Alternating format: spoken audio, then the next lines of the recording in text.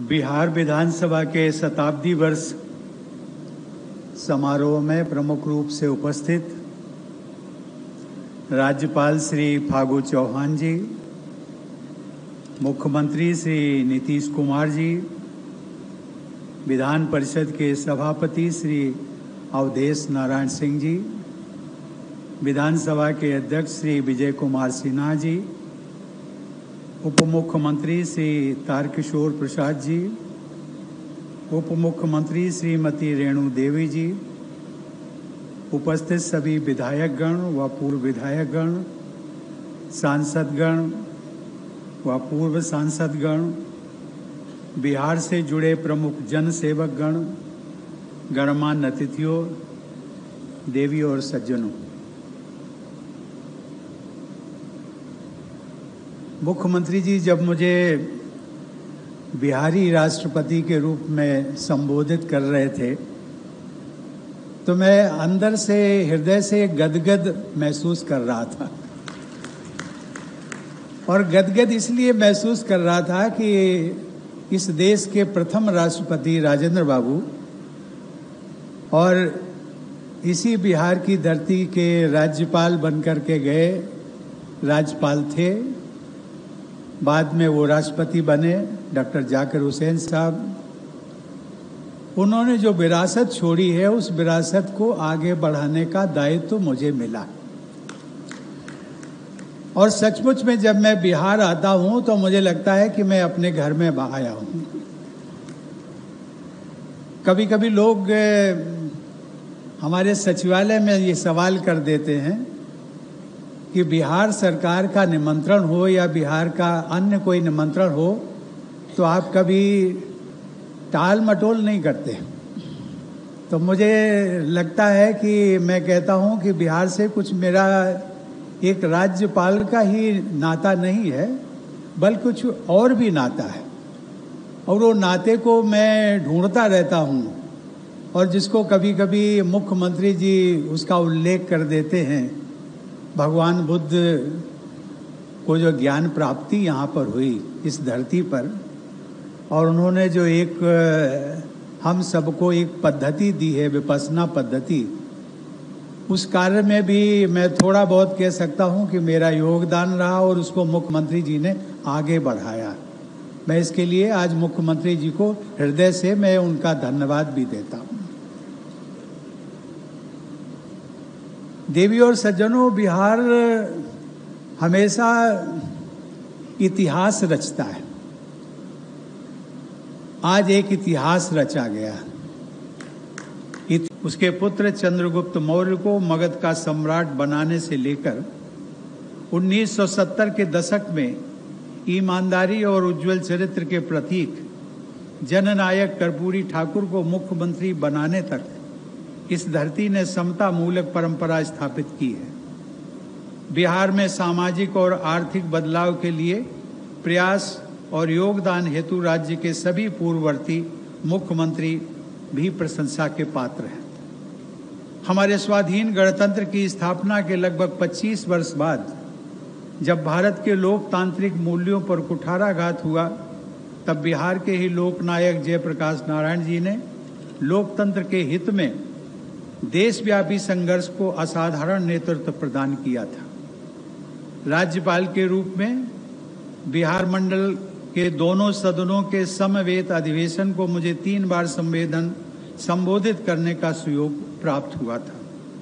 बिहार में सुशासन तथा न्याय के साथ विकास की दिशा में जन कल्याण एवं समग्र विकास के कार्यक्रमों को आगे बढ़ाया गया है। यह तथ्य सराहनीय है कि विगत 4 वर्षों में बिहार के स्टेट जीडीपी में प्रभावशाली वृद्धि हुई है।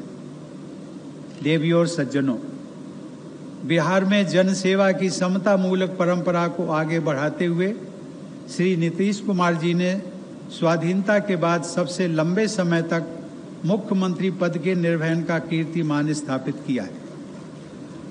उनका सहयोग मुझे बिहार के राज्यपाल के रूप में भी मिला और भारत के राष्ट्रपति के रूप में भी मिलता रहा है। देवी और सज्जनों, सन 1921 की विधानसभा के अपने संबोधन में गवर्नर लॉर्ड सिन्हा ने कहा था कि मादक पदार्थों अथवा मदिरा के उत्पादन तथा बिक्री पर रोक लगाने के लिए कोई सुनिश्चित नीति होनी चाहिए। हमारे संविधान में राज्य के नीति निर्देशक तत्वों के तहत लोक स्वास्थ्य को सुधारने का राज्य का कर्तव्य स्पष्ट रूप से उल्लिखित है। इस कर्तव्य में मादक पेय और स्वास्थ्य के लिए हानिकारक पदार्थों के सेवन का निषेध करना भी शामिल है। गांधी जी के सिद्धांतों पर आधारित इस संवैधानिक अनुच्छेद को बिहार विधानसभा द्वारा कानून का दर्जा देकर लोक स्वास्थ्य तथा समाज विशेषकर कमजोर वर्ग की महिलाओं के हित में एक बहुत कल्याणकारी अधिनियम बनाया गया। उस अधिनियम को कानून का दर्जा प्रदान करने का अवसर मुझे भी मिला था। देवी और सज्जनों, कुछ ही दिनों बाद हम सभी देशवासी दीपावली और छठ का त्यौहार मनाएंगे। छठ पूजा अब एक ग्लोबल फेस्टिवल बन चुका है। नवादा से न्यू जर्सी तक और बेगूसराय से बोस्टन तक छठी मैया की पूजा बड़े पैमाने पर की जाती है। यह इस बात का प्रमाण है कि बिहार की संस्कृति से जुड़े उद्यमी लोगों ने विश्व स्तर पर अपना स्थान बनाया है। मुझे विश्वास है कि इसी प्रकार स्थानीय प्रगति के सभी आयामों पर भी बिहार के प्रतिभावान व परिश्रमी लोग सफलता के नए मानदंड स्थापित करेंगे।